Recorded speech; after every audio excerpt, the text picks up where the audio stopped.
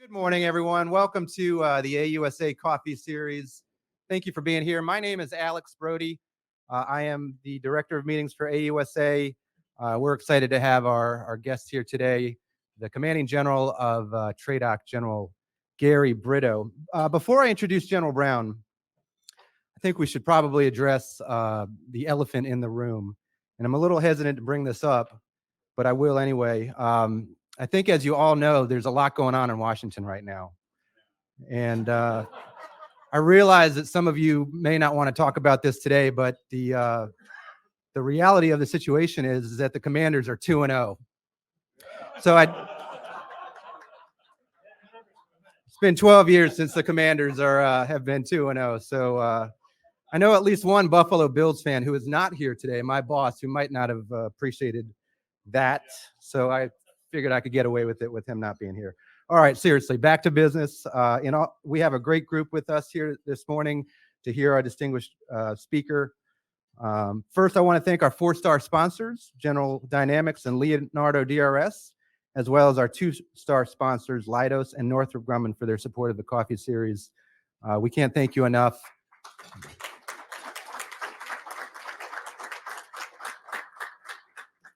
We can't do these events without our sponsors. And so if you're interested in learning more about being a sponsor, please speak with Emily Call. She's here out in the registration area, and she'll be happy to talk with you about being a sponsor at these great events.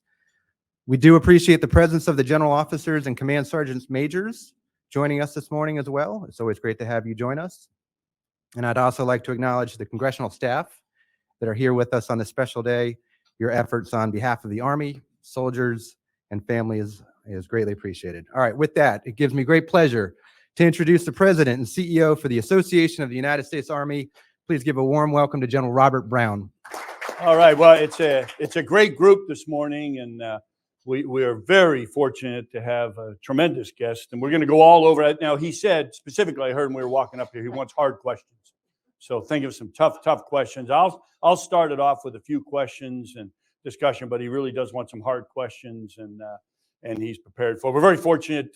General Gary Brito, the 18th Commander of Training and Doctrine Command, really the perfect background when you look at it. He commanded. It was the G1, so an easy job there. Going home by noon almost every day, I think.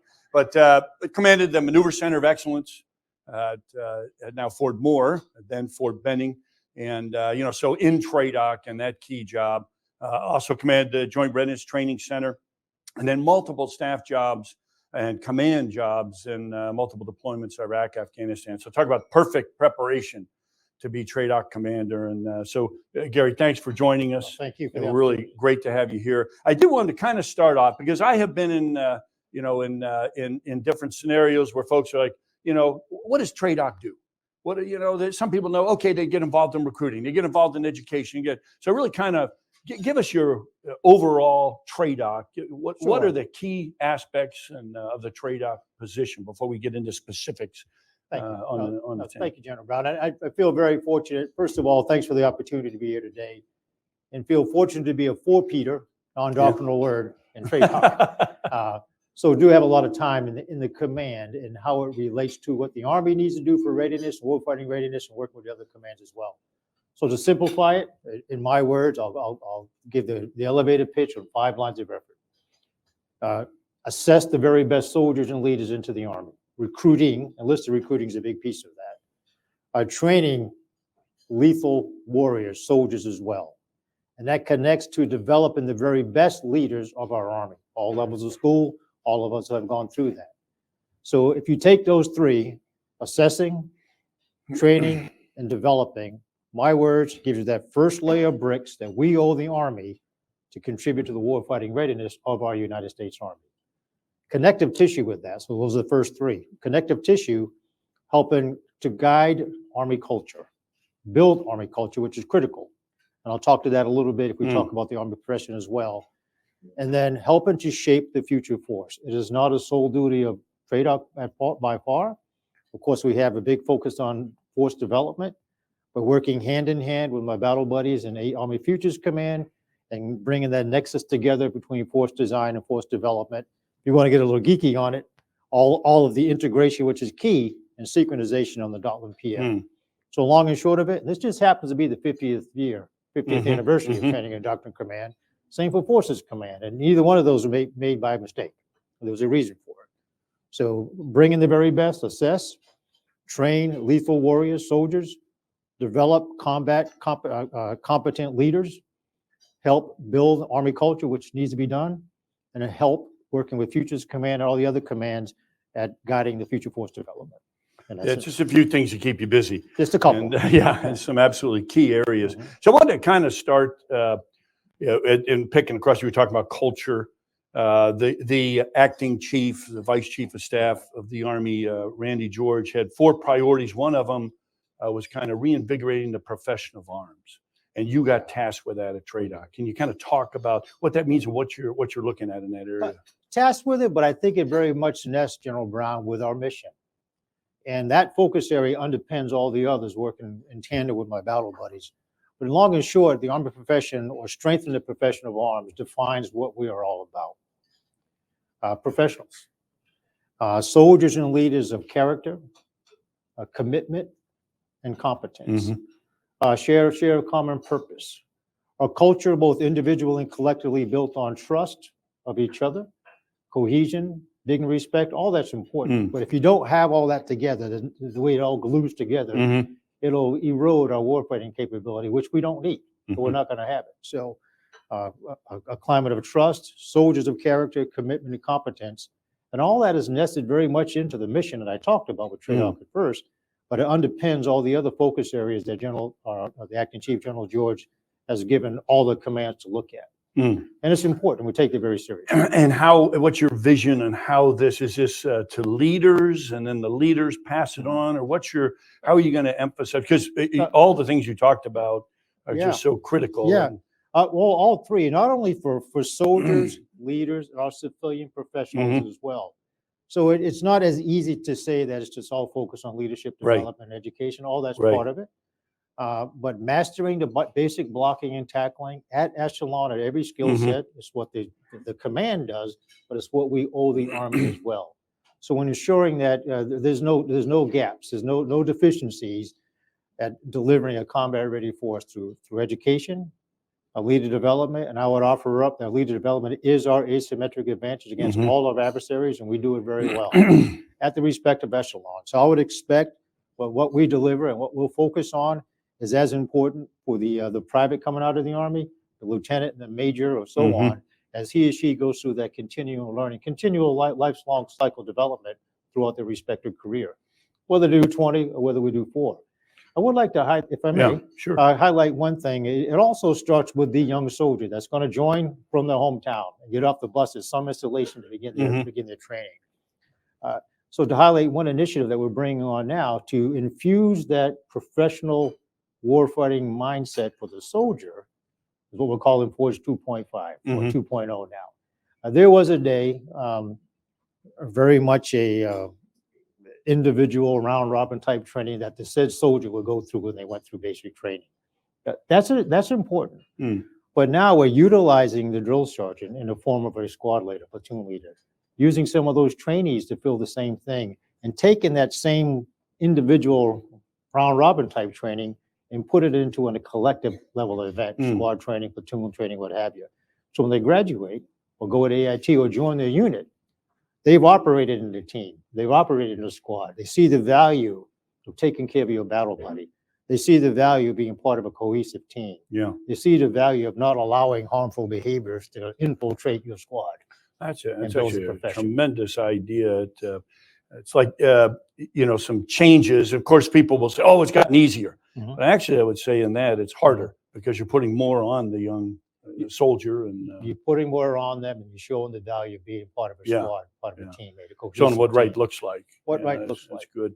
How has, I know you're studying and all this, the lessons from what's going on in Ukraine and the terrible conflict there. What do you see from that affects this profession of arms effort? Some things you're noticing, that the lessons learned from that. Well, no, thanks for asking that, Bob. Certainly, we're a learning organization, always have been, continuing to improve. Now, we have some team members through our lessons learned through our Combined Arms Center at Fort Leavenworth.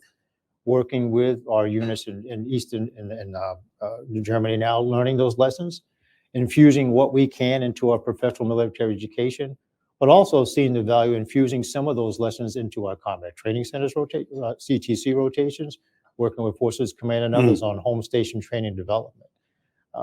We've seen that there's clearly, and we will continue to have overmatch of our adversaries. That's important as well.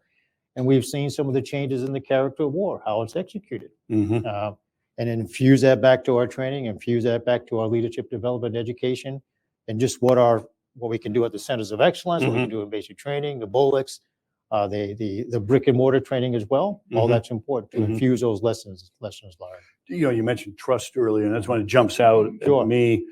Pretty obvious when you look at studying some of the lessons where the Russians did not even tell division or below what was going on in the invasion because they didn't trust them. Yeah.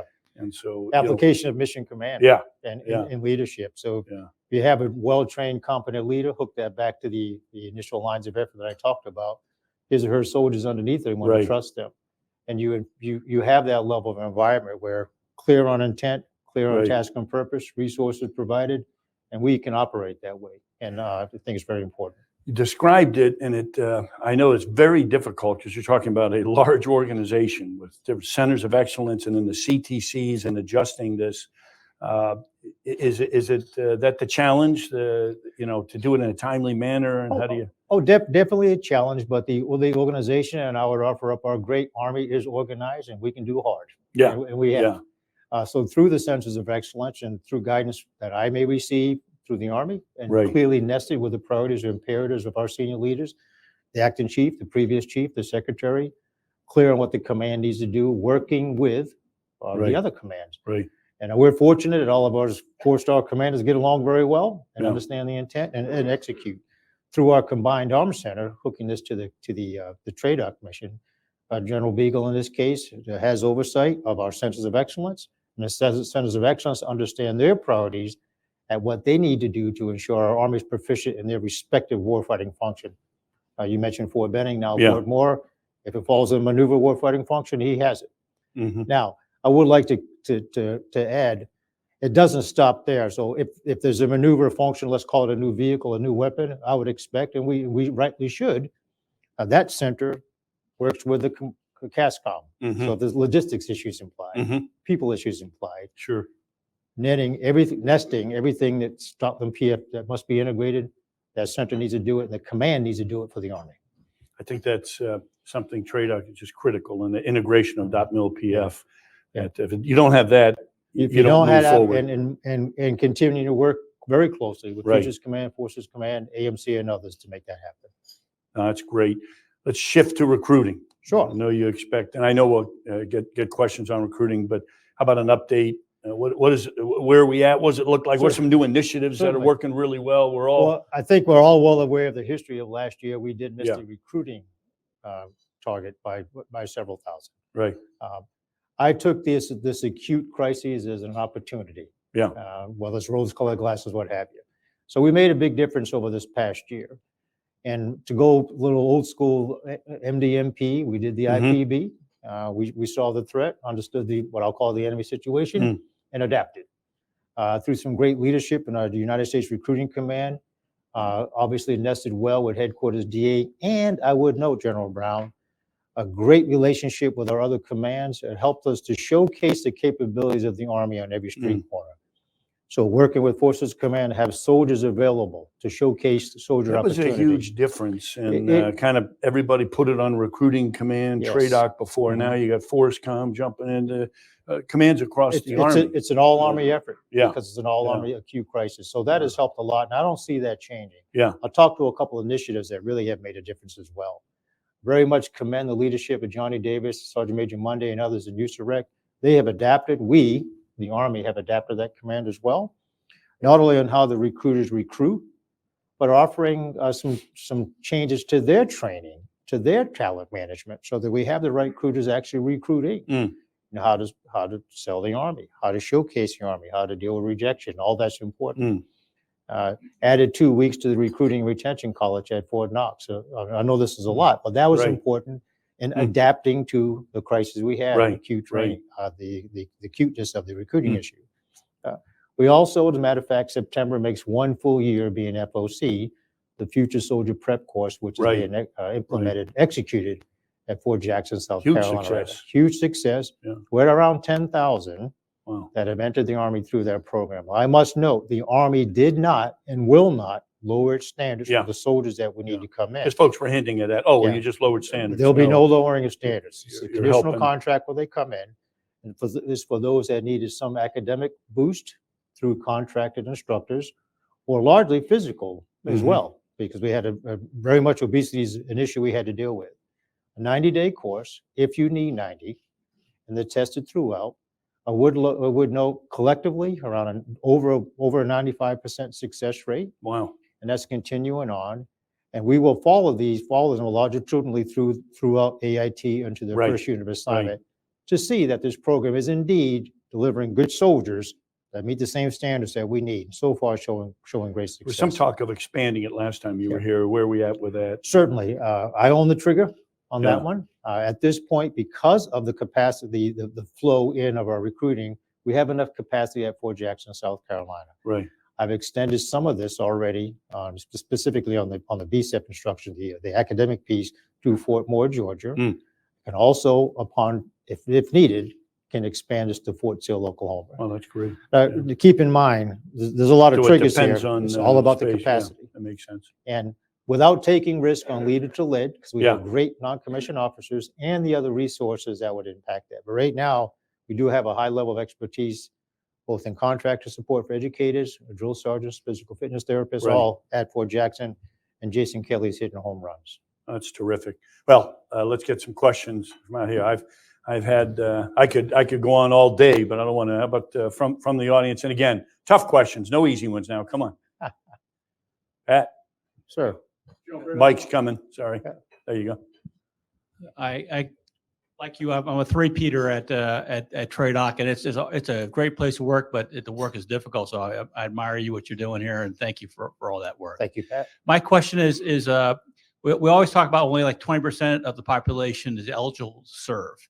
What are we doing to expand that? You mentioned the one the course of Fort Jackson is one of the ways, but what other ways are you looking at to expand who is eligible to enter the Army? Well, definitely, that's for sure something we would have to continue to work with DOD. But I will say, definitely not wavering on academic standards proficiency with expected to come in, nor physical. But we also know this is more of a societal issue. So I would like to highlight the success we've had in connecting back to America, talking to those that run sports programs, talking to school counselors, talking to teachers and others on infusing that mindset into the young men and women of America. I would like to highlight successes we've had with junior ROTC across the nation. Not only developing good citizens, we also know a large percentage, well, I think it's 23% right now, I got to check the numbers, who either join the Army, join some service, or join civil service, but yet they're fit, disciplined, have a work ethic, infusing that back in. I know when I was a young kid, but not too long ago, things like that enforced the presidential fitness program to make that part of the culture. So I sense all the services across DOD will benefit from that, and reconnecting has helped us. A long answer, but I would like to add that we need to adapt to the young men and women of America. 18 to 23-year-old today might be a little different than it was when I was 18 to 23-year-old. We just have to accept that on the way they learn, level of physical fitness, lifestyle, and yet infuse those opportunities to ensure that we have a force that we need to have. And we just simply have to have a long military, very healthy, ready military in all the services as well. Okay. Thank you. Sir. Sir, Region 2 of AUSA. I noticed that in the paper that we are withholding bonuses from recruits temporarily. Why is that? Because I know we need them. Okay, I do believe, if I maybe, please correct me if I'm wrong, sir, I think the article that I read was on re-enlistment bonuses. Now, definitely not something that'll be frozen and locked, but being looked at because we've had some great strides in re-enlistment. As a matter of fact, met our re-enlistment goal a couple of months ago for this fiscal year. 3 pillars when it comes to end strength. Accessions coming in, attrition, and retention. I already spoke to our assessments challenges, which we're going to move that needle. Our retention is historically high, very good. Attrition historically low, very good. So I know at the department level, they looked at the amount and delivery of bonuses tied to reenlistment. Not to say that we won't relook at it if it's needed again, but it's just a prudent use of government money, obviously makes sense to me, matched with high reenlistment. Now, I would offer up, but look at those last two factors of attrition and reenlistment. When soldiers, young men and women get in our Army, they see how great it is. And the fact that we can exceed reenlistment goals pretty early in the calendar year or before the end of the fiscal year is a good thing. So I believe, why no? We just looked at it for that very reason. On the note of bonuses for soldiers coming in, something that we look at daily and weekly to do the right thing, of course, be good stewards of our taxpayer money, but target the bonuses where they're necessary, whether it's a quick ship bonus or a bonus for a certain skill set that we want to have, but we need to keep soldiers in. Very much something that's looked at just about every day.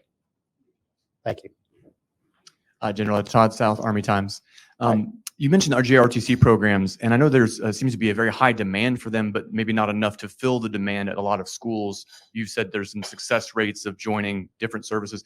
Are there plans to expand the number of JROTC programs across the country, and what's going on with that now? Yes, there are.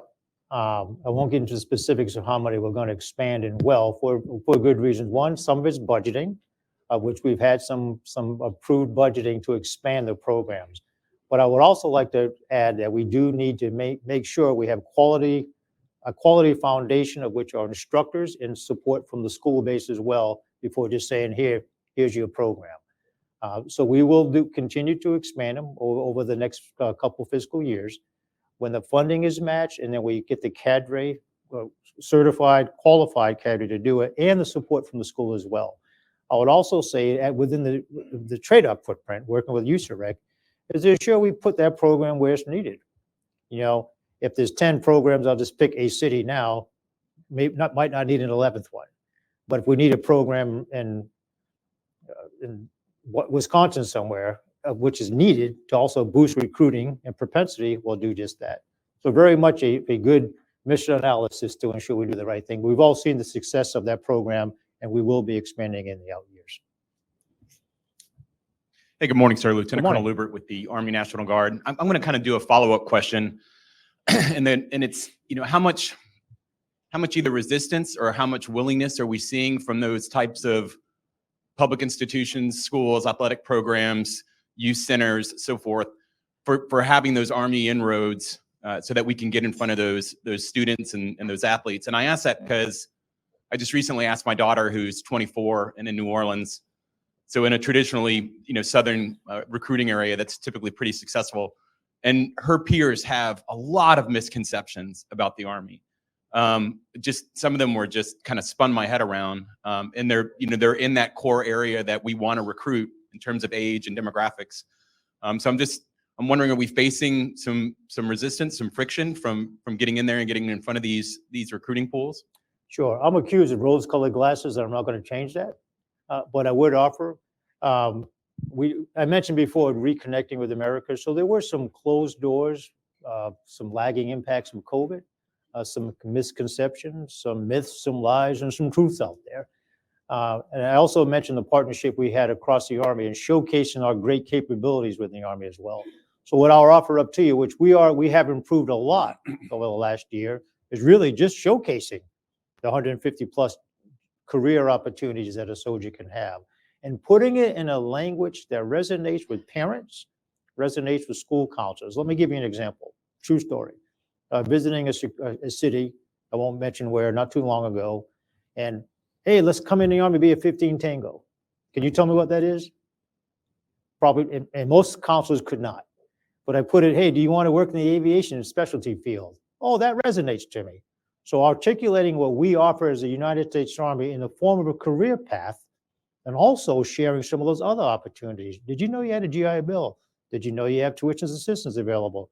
Did you know if you go learn to drive this truck at Fort Gregg Adams, we can certify you to go work for John Deere when you get out? So showing those types of things have opened some of those doors in communities, like you mentioned as well. Now, I'm giving you a long answer, but we're a learning organization also. So we have seen what might have worked 15, 10, or even 5 years ago had to be adapted also. So sharing those career opportunities, also expanding the population that could join the Army. You mentioned athletes, you mentioned college, some who has some college opportunities, some that may have more than a high school education. So looking at all of that population as well.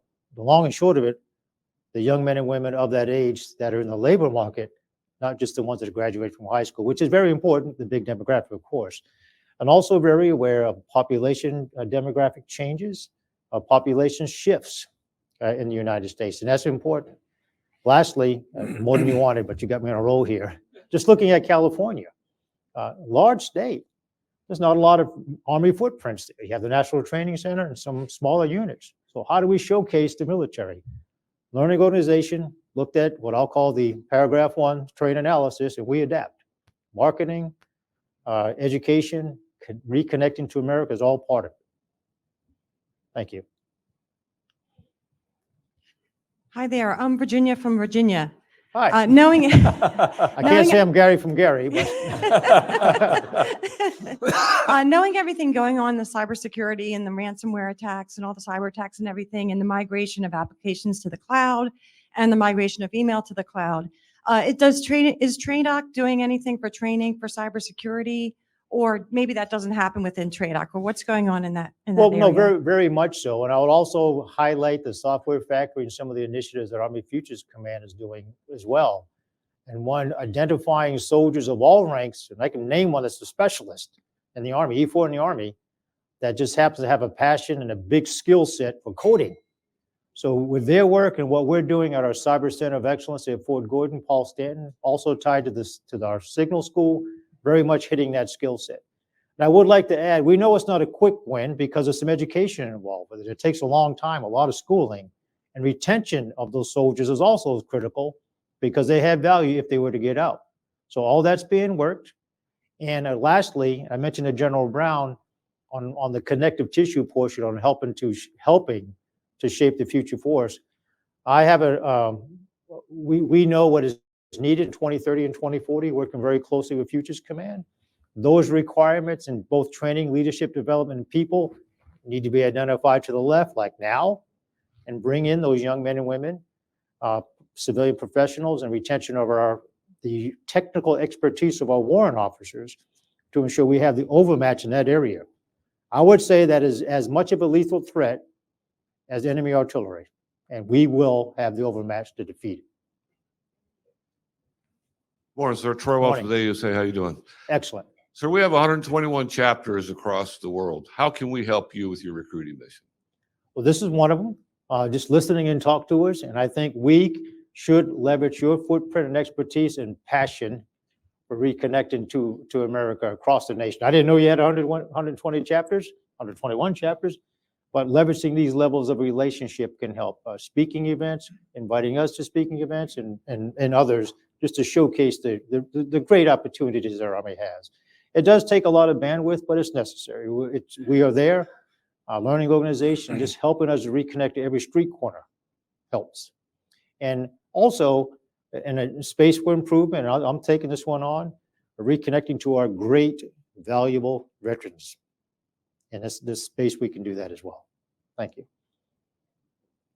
Thank you, General, for your Sure. many insightful thinking about the Army. Yes, the United States Army is the #1 land force in the world, and all our soldiers come from our K-12 education. And I think our K-12 education is not high enough, maybe ranked 20 or 30. So that there is how you would envision that what we could do to bring the gap closer. So before joining the Army, it sounds like you're saying, if I understood the question, how do we make secondary education better? Yeah, K through 12? Well, I think our Department of Education will meet the demand that our nation needs, clearly. And I know that'll continue to offer the level of education in K through 12 that our civilian sector and our military needs of these young men and women when they join. So again, rose-colored glasses on that one. I accept the observation, but I feel very confident that our great United States of America and our Department of Education will rise to the challenge and deliver. Thank you. Sure. Good morning. George Nicholson, the Washington liaison for the Global Special Operations Forces Foundation. I've had a lot of discussions with General Smith, Eric Smith, the current selected for the next command of the Marine Corps, and his predecessor, General Berger. One of the key points they have made in the past is they've always made their recruiting positions a fast track for promotion. Are you looking at that in terms of the Army, of saying you go into recruiting, that's going to be a fast track that you can get promoted? Certainly, it's a talent management. And yes, we've taken, I mentioned earlier, a learning organization. So I personally have spoken to our counterparts in the Marine Corps. I know USA Rec, our recruiting command, and our Army staff has talked to all the services on how they do it. So we have taken some very aggressive and will continue to on the talent management of the leaders that want to serve, that show the knowledge, skills, and behaviors and attributes to be a good recruiter. Not only the sergeant on the street, the professional recruiters as well, but the field grades, the captains, and brigade and battalion commanders in the recruiting footprint. So much to the point, we can hold the talent management board, when I say we, TRADOC, to pick the best to serve in battalion and brigade level commands, some of which will be second time battalion level brigade and command. So very much learn from it, seen how they succeeded from it as well. And audio matched to video. You serve well, you do well, there's opportunity to continue to progress. So all on board with everything you just said. We did learn from looking at the other services. Sir Henry McNeely, what are you looking for next from industry to help support shaping the next force? You have things like the synthetic training environment, still in development, but some of that type of thoughts and things that you're working on to get to the next stage. Sure. Well, as I mentioned up front, I have a very close relationship through our Centers of Excellence and personally as well with our Futures Command, who does taking a very deep look at force design. I know at some point, obviously, there's a nexus between the force development, which gets all the way down to leader training. Also, do have our eyes open on just laying out a requirement. And I know industry can bring solutions and looking at a future threat. And that future threat might be 15 years out. Matter of fact, they are. But understanding that future threat, throw out a legitimate, bona fide, well-defined requirement, industry help us bring a solution. You mentioned synthetic training environment. Right now, nested within TRADOC, Training and Doctrine Command, working with Futures Command on that as well. Our cross-functional teams, more of a specific focus on some of the requirement challenges. But to get to your question, understanding the threat that we may have out there in the future, force design is part of it, defining the requirements and the seeking, in conjunction with what we can do as a military, seeking solutions through industry as well to tackle that and get it done. I probably oversimplified it because through the acquisition and everything else is a lot more complicated, but that's how this continued partnership, not only within TRADOC, Futures Command, working with our ASOL partners as well, can help round all the corners and make that nexus work. Okay. Good morning, sir. I'm Mark Holland with AUSA. Hi, Mark. Sir, when I watched the confirmation hearing for General George, I was struck by one of the comments he made with regards to recruiting. And he said that for young people, joining the Army is an opportunity to accelerate your life, as opposed to a common comment from young people is they don't want to put their life on hold to go and serve in the military. So an opportunity to accelerate one's life. Sir, could you expand upon that a little bit, please? Certainly. I 100% believe, and it's kind of tied to his comment, that the United States Army, I'm sure the other services will feel the same, should be looked at as a first opportunity for young men and women to serve one of their dreams or goals, but also reach their fullest potential. And that's what the Army can do for you. Not only in the form of education, it may be some level of functional training, like becoming an expert truck driver, or in a tank, jumping out of planes, or doing both at the same time. So promoting what our great Army can do and showcase those opportunities is the first opportunity for all young men and women to pursue their dreams and reach their fullest potential. And I'm quite confident that's what General George was speaking to. Now, part of that is dispelling some of the myths and rumors of what was the Army of Stripes in 1976. I may be dating the movie, but I was actually surprised, sir, in travels over the last year, how many really had that perception of the Army of 25 years ago, even longer. So we had to counter that narrative and just show, hey, this is what it's really about. And this is what it can do for you. I mentioned earlier, one of the previous questions, how we have very low attrition, very high retention. So it's working. You got to get to that point and showcase it as a first opportunity, whether you're just going to do 4 years or even 20 or more. Value of the blended retirement, value of the certification, value of patriotism, cohesion, dignity, respect, and being part of something bigger than yourself. And I'm confident we're going to get there. Thank you. Morning, sir. Sam Frakley with Better Up. This summer, the Army issued the Army Coaching Directive. How do you see the Army coaching program nesting into TRADOC's priorities of training, shaping, assessing, and whatnot? It's all part of our mentorship and leadership development. I'm not very familiar with all the specifics of the program, but it just bleeds into what we expect all of our leaders of all ranks and all cohorts and echelons to be able to do. Develop that bench behind you, the continual lifelong development individually, and as an organization, take that very seriously in the training, leadership, development, education that we have to offer the entire Army. You may have heard me say a couple of times, career-long assessments, career-long development. In my mind, the interdependencies of training, leadership, development, education start from lieutenant sergeant and go all the way through. I can probably pick any green suit in this uniform, in this audience here, that started something as lieutenant or sergeant, and if you stayed in long enough, that continual learning goes all the way through. And it's our job to nest those priorities, the value of coaching, mentorship, and investment, and those that we need to have an unofficial handshake, my words, an unofficial handshake of leading young men and women coming to the Army. We owe that to the parents, the counselors, and others. Thank you. Good morning, General. I'm Good morning. Colonel Masaka. I'm a military attaché of Japan. Yes. And I was a recruiter in Japan, and I'd like to ask about the situation in the Pacific. From your perspective, how much the younger generations and candidates for the Army or military, how much do they understand the serious situation of the Indo-Pacific? And is it related to the recruiting rate? I'd like to ask you about this point. Yes, if I understood the question correctly, how much do they understand about the situation in the Indo-Pacific? I don't have any science or data behind it, but I'm probably thinking the 18 to 21-year-old coming into the Army doesn't know much about it other than what they may read on public sources. I don't see that having a big impact on our recruiting at this point or retention, but I can say once they're in the Army and committed, all of our soldiers and all of our leaders should be attuned and educated on global footprints and global opportunities and global threats.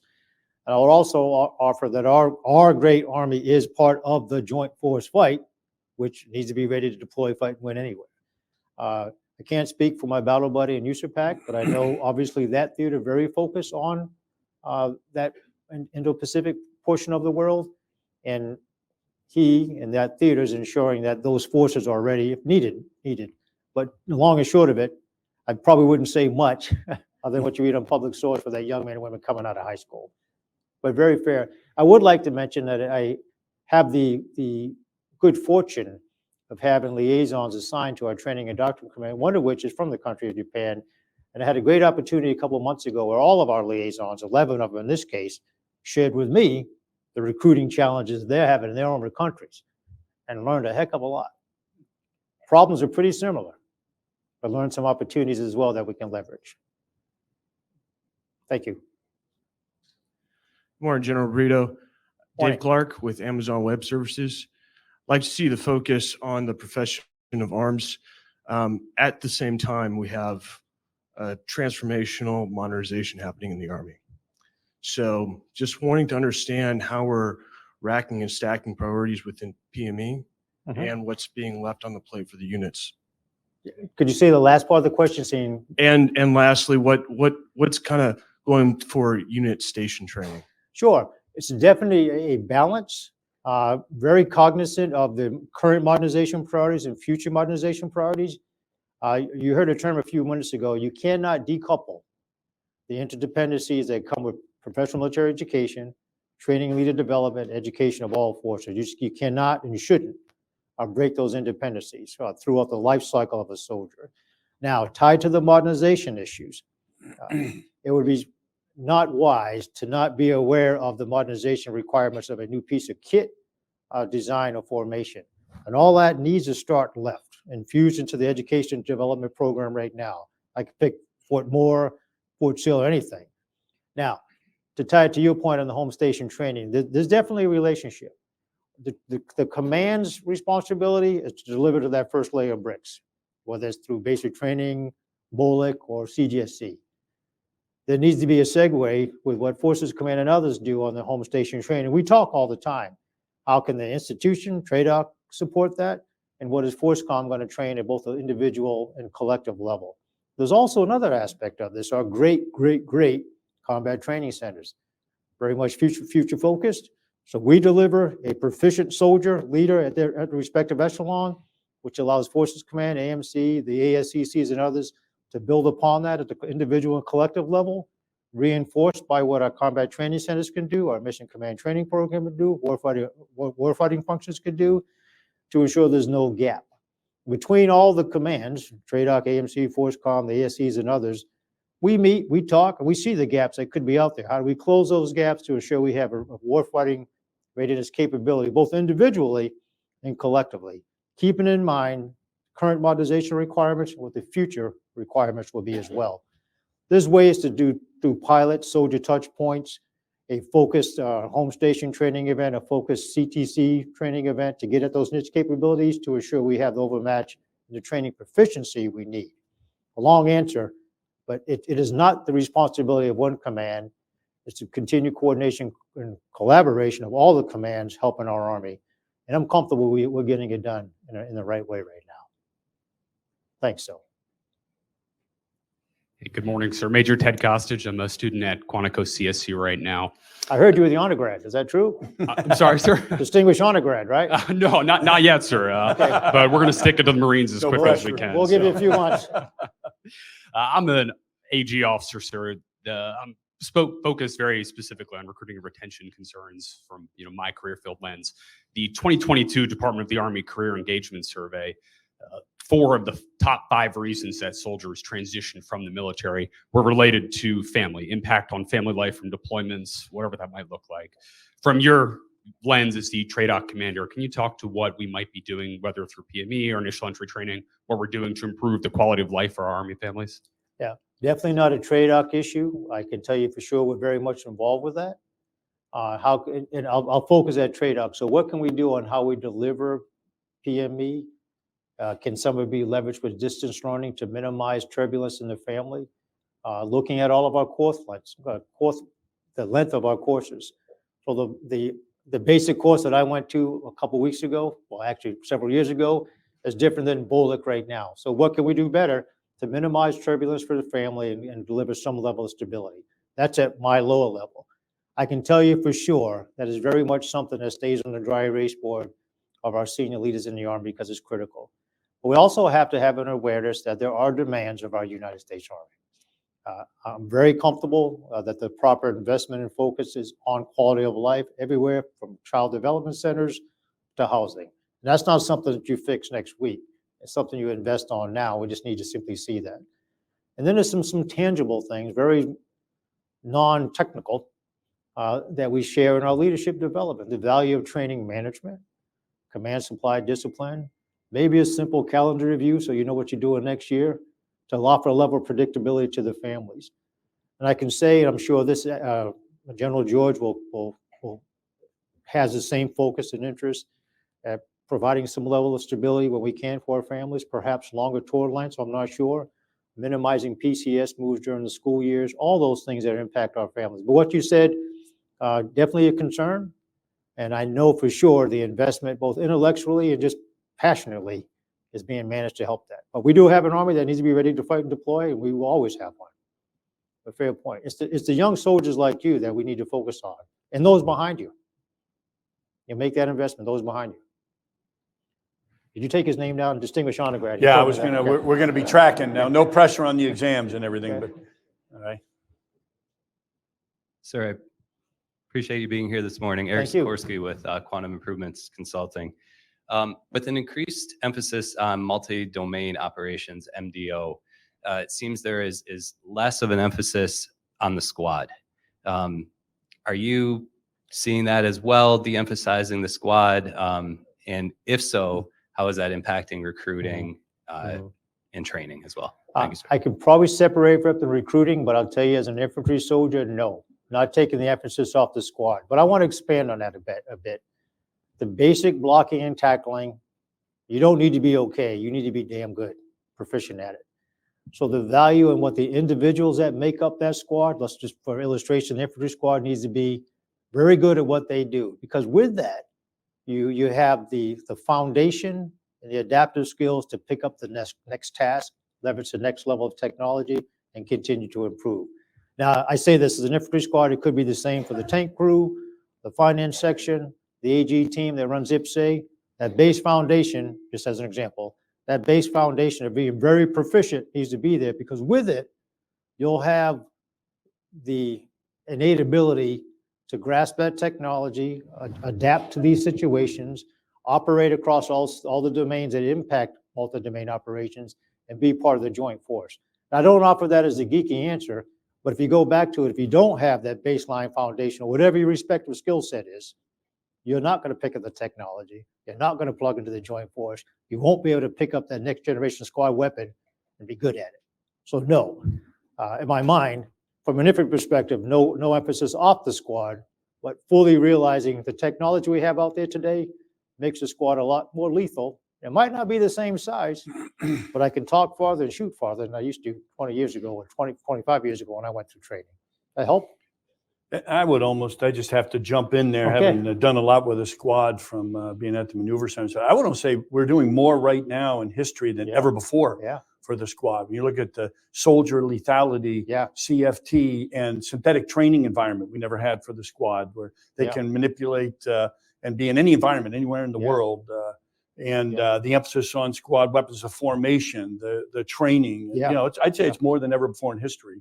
And not waning, but growing. And if I could link this to recruiting, it underscores the importance of maintaining our standards of entry and quality, both in fitness and mental ability. Just underscores it even more, because as General Brown just illustrated, it's more than just shoot, move, and communicate and pick up the old M16.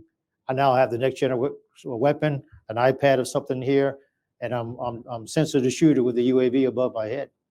So it really talks to the requirements that we need for this future force. And I know our youth are going to step up to the challenge. We never have enough time. These are great questions. Really appreciate it. How about you? I learned a ton this morning, Gary. Really thank you for the appreciate it. opportunity. Anything we did not, or any of the questions, anything you want to throw in to give you an opportunity? I wouldn't say that we have not. One, appreciate the support and the interest in our United States Army. Of course, selfishly protective of our training and doctrine command. We'll continue to deliver that first readiness of bricks, working with our other ACOMs. It's important. And maybe be accused of rose-colored glasses. We will get and improve this challenge of recruiting to ensure that we deliver the young men and women that our Army needs, because our Army can do hard, and we're going to do hard and continue to do well. So thank you for your support, and thank you for the opportunity, and keep me on speed dial. Well, thank you. It sure is.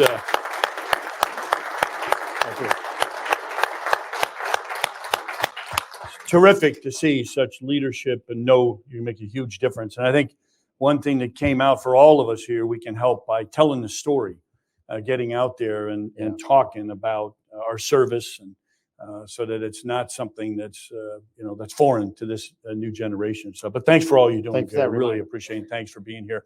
Now, I tell you, I'm so excited. 9 to 11 October, annual meeting. It is going to be the best ever. 9 to 11 October. The theme, be all you can be. How can you beat that theme? Come on now. And really, the educational panels are the Army has incredible effort. They're the best I've ever seen. It's going to be the best show ever. And we really look forward to seeing you there, and can't wait. I wish it was tomorrow. So definitely look forward to you joining us there. Lots of other activities going on. Go to AUSA.org. You can see everything else going on out there. Also, really excited. We're over 1 million members now. So I would say to you, hey, 1 million members. Join the team. And by the way, you can do it for free. All right, basic membership for free. You get a little bit more if you go premium membership, but join the team that's helping make our Army stronger and out there supporting the Army every single day. Thanks for being here. Really appreciate it. Have a great Army Day, and we'll see you 9 October. Ugh. Thank you.